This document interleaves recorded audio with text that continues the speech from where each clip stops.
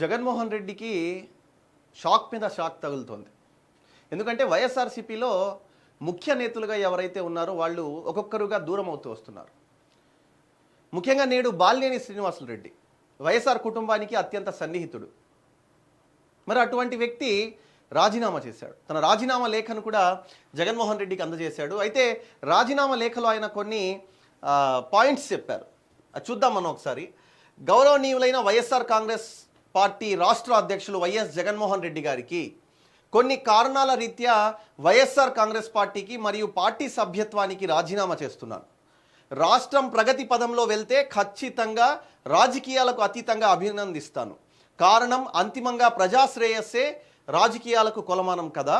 విలువలను నమ్ముకునే దాదాపు 5 సార్లు ప్రజాప్రతినిధిగా 2 సార్లు మంత్రిగా పనిచేశాను అన్న తృప్తి, కొంత గర్వం కూడా ఉంది. ఆయన దాదాపు 5 సార్లు ఎమ్మెల్యేగా చేశారంట, 2 సార్లు మంత్రిగా చేశారు. ఆ తృప్తి గర్వం నాకు ఉందంటున్నాడు ఆయన. రాజకీయాలకు అతీతంగా రాష్ట్రం అభివృద్ధి పదంలో నడుస్తుంటే ఖచ్చితంగా నేను మద్దతు ఇస్తానని కూడా అంటున్నారు. ఎందుకంటే అంతిమ లక్ష్యం ప్రజాశ్రేయస్సు అని ఆయన అంటున్నారు. రాజకీయాలు వేరు, బంధుత్వాలు వేరు. వైఎస్ఆర్ కుటుంబానికి సన్నిహితుడిని అయినా ఇప్పుడు జగన్మోహన్ రెడ్డిని రాజకీయ నిర్ణయాలు సరిగ్గా లేనప్పుడు ఖచ్చితంగా అడ్డుకున్నా. ఇక్కడ ఇది చాలా పెద్ద మాట. ఎంత పెద్ద మాట అన్నాడు సార్ అన్నట్టు. రాజకీయాలు వేరు, బంధుత్వాలు వేరు, వాస్తవమే. ఎందుకంటే జగన్మోహన్ రెడ్డి కూడా అలాగే చేశారు. రాజకీయాలు వేరు, బంధుత్వాలు వేరు అన్నట్టే చూశారు ఆయన్ను. వైఎస్ఆర్సీపీ అధికారంలో ఉన్నప్పుడు మొదటిసారి బాలినేని శ్రీనివాసులు రెడ్డికి మంత్రిగా ఇచ్చి 2వ విడతలో ఆయనను మంత్రిగా తీసుకోవాలా, మంత్రివర్గంలో తీసుకోవాలా.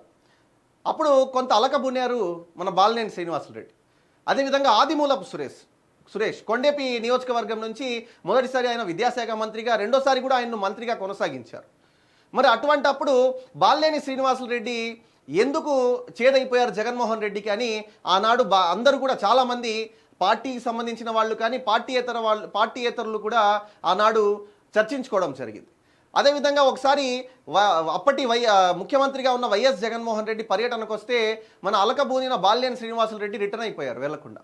అలాంటప్పుడు మళ్ళీ జగన్మోహన్ రెడ్డి సంప్రదింపులు జరిపి అతన్ని పిలిపించి బటన్ కూడా నొక్కిచ్చారు అతని చేత. అయితే ఇలా చాలా రోజుల నుంచి జరుగుతూ వస్తుంది. ప్రకాశం జిల్లా అధ్యక్షుడిగా, వైఎస్ఆర్సీపీ అధ్యక్షుడిగా ఉన్న బాలినేని శ్రీనివాసులు రెడ్డికు చెప్పా పెట్టకుండా, అంటే అతని నోటీసులో లేకుండానే చెవిరెడ్డి భాస్కర్ రెడ్డిని అక్కడ ఎంపీ అభ్యర్థిగా నియమించడం, ఇవన్నీ కూడా బాలినేని శ్రీనివాసులు రెడ్డిని నొచ్చుకుంటూనే ఉన్నాయి ఆయనకు. కాబట్టి ఆయన ఇది మొదటిసారి కాదు, ఆయన అలకబూనుతా ఉన్నారు. గతంలో మనం చూసి ఈ మధ్యలో ఒకసారి పవన్ కళ్యాణ్ జనసేనలో బాలినేని శ్రీనివాసులు రెడ్డి వెళ్ళబోతున్నారన్న చర్చ కూడా హాట్గా సాగింది. మరి ఇవన్నీ చూస్తే ఈనాడు బాలినేని శ్రీనివాసులు రెడ్డి ఏదైతే రాజీనామా చేశారో ఇది ఎవరికి కూడా అంత షాకింగ్ న్యూస్గా అనిపించట్లేదు, ఎక్సెప్ట్ జగన్మోహన్ రెడ్డికి మాత్రం ఇది మంచి షాకింగ్ న్యూస్ అనే చెప్పాలి. ఎందుకంటే సొంత మనుషులు ఎప్పటి నుంచి పార్టీ పెట్టినప్పటి నుంచి ఆయనతో పాటు నడుస్తూ ఉన్న వ్యక్తులు ఒక్కొక్కరుగా దూరం అయిపోతూ వస్తున్నారు. ఎందుకంటే రాజకీయ పరంగా జగన్మోహన్ రెడ్డి నిర్ణయాలు సరిగా లేవన్న మాటలు వాళ్ళు తెర మీదకు తీసుకొస్తున్నారు. మనం మైసూరారెడ్డిని ఎగ్జాంపుల్ తీసుకుందాం. ఎంతో సీనియర్ నేత. వైఎస్ఆర్సీపీ పెట్టినప్పుడు మైసూరారెడ్డి కూడా ఆ పార్టీలో వచ్చారు. కానీ ఆయన చెప్పాడు జగన్మోహన్ రెడ్డి దగ్గర వాల్యూ ఉండదు ఎవరికి అని చెప్పి. ఇప్పుడు ఆ పరిస్థితి జగన్మోహన్ రెడ్డి పార్టీ వైఎస్ఆర్సీపీ ఓడిపోయిన తర్వాత ఇక్కడ మనకు క్లియర్గా అర్థమవుతుంది.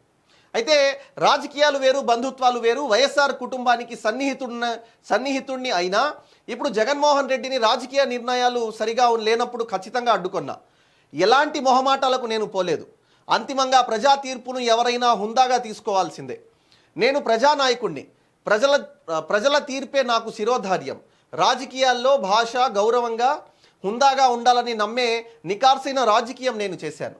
కారణం లక్షల మంది ప్రజలు మనల్ని ఆదర్శంగా తీసుకున్నప్పుడు అన్ని విధాలుగా విలువలను కాపాడాల్సిన బాధ్యత మనదే. రాజకీయాలకు అతీతంగా ఏ పార్టీ వ్యక్తి నా దగ్గరకు వచ్చినా నేను నా శక్తి మేరకు సహాయం చేశాను.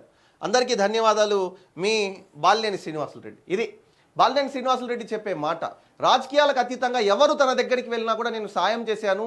అటువంటి మనస్తత్వం కలిగిన నేను జగన్మోహన్ రెడ్డి నిర్ణయాలు సరిగా లేనప్పుడు నిర్మోహమాటంగా వాటిని ఖండించానని కూడా చెప్తున్నారు.